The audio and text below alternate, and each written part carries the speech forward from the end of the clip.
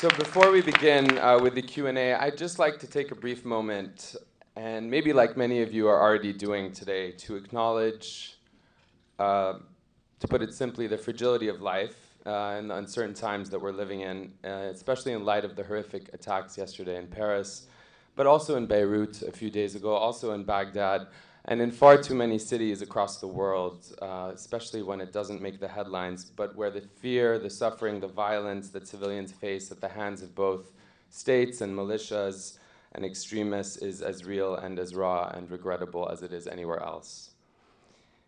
That said, this film celebrates humanity.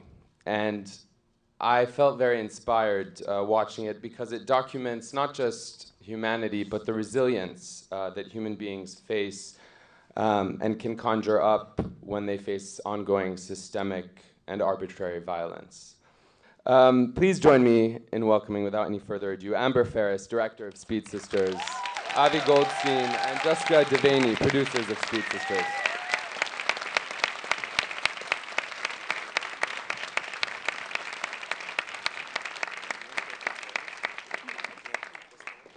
First, congratulations, such an incredible film. And you know, for me, I said, obviously this is an inspiring story, but because specifically what it does is it dispels a lot of, I think, the misperceptions around how Palestinians and Arab issues are covered. And so I'm curious, out of all the stories that you could tell, why did you tell this one, and what was the biggest challenge?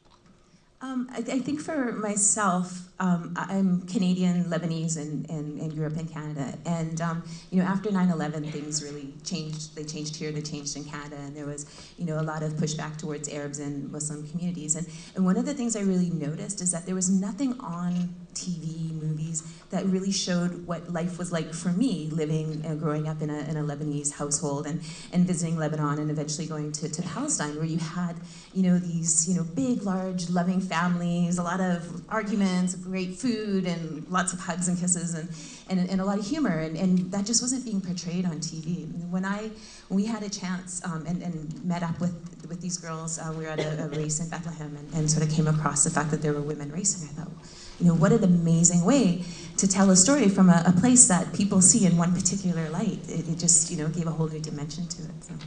Quickly ask, Nora, how did it feel to watch yourself here in New York? Well, first of all, I'm really happy to be here. Well, yeah, you know, it's nice to watch yourself. This film breaks a lot of stereotypes when it comes to women, but I think it also breaks a lot of stereotypes when it comes to Arab men. And what we found, or my experience in spending, you know, the 7 years that I was living there and the 4 or 5 years that I spent with the Speed Sisters, is that the men were around them were incredibly supportive. And I think that, you know, I know there's a lot of Palestinians in the audience here and probably a lot of Arabs and stuff. It's a relationship that, you know, most of us have with our father as well. And again, that's something that's not often portrayed. And I think it's more often than not that we have, you know, these close relationships. So it was really, you know, it was, I mean, everyone, all of the Speed Sisters, all of the families were just really a joy. The Helkas were incredibly special. They really allowed us to into their homes and to witness that relationship. So. What were some of the biggest roadblocks and challenges in making the film? So when you, maybe if you stand up and project next time, it would be helpful for the audience. I was living there, and so I had access. I had amazing access to this world. But you know, like when you're working under an area, like a situation where there's an occupation, right? There's a lot of limitation to mobility, and so sometimes, you know, we'd have a whole day planned out. We thought we were going to do this, and you know, we found out that we can't go to where we needed to go, or and so it's yeah. I think that was probably one of the hardest things. So what was it like getting through the military security and the checkpoints?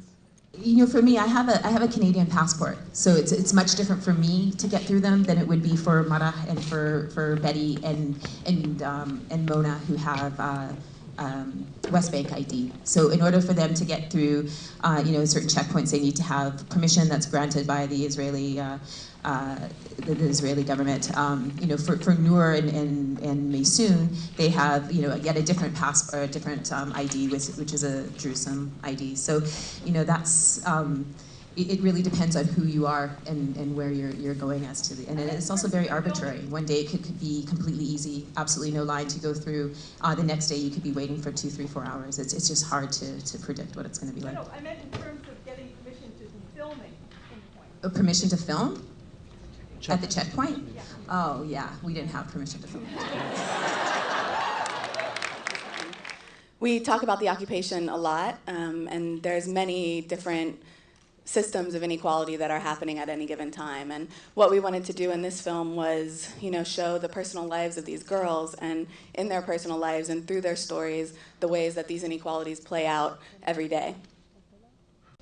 Yes, we had a screening in, I think it was the end of May in Ramallah. I think there was about 700-800 people that showed up.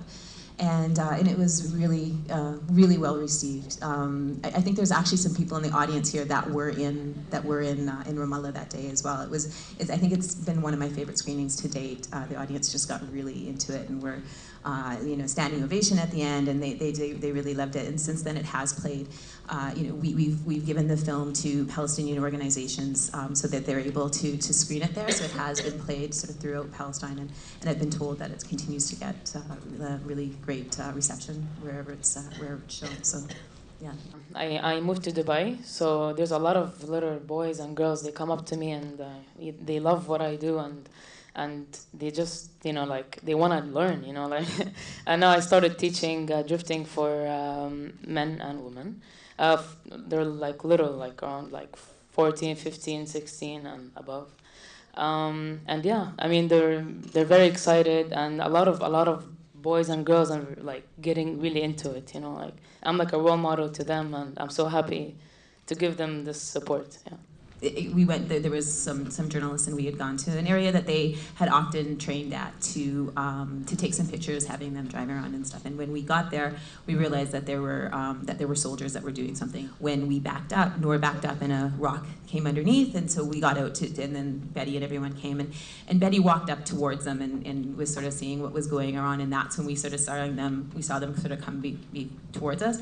And normally, I think the procedure with tear gas and what it's used for is to shoot up in the air, in which case we would have went running. But the first thing they did was they raised the gun and shot it straight at Betty, and then we sort of fled from there. So it was something, obviously, we weren't expecting. We weren't expecting to see soldiers there that day, but that is an example of sort of the arbitrariness of the occupation. You sort of don't know where and when it's going to pop up. So have you screened the film for Israeli audiences, for those who couldn't hear, and what the response has been like?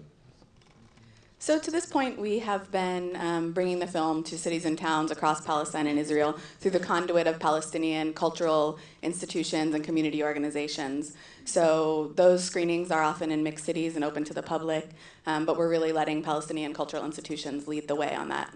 You can't tell a story about Palestine and Palestinians in a situation of stark inequality and military occupation without it being a political film. And what we wanted to do in terms of highlighting the political aspects of the military occupation and how that impacts their daily lives was to bring audiences into that experience through the lived reality of these 5 women.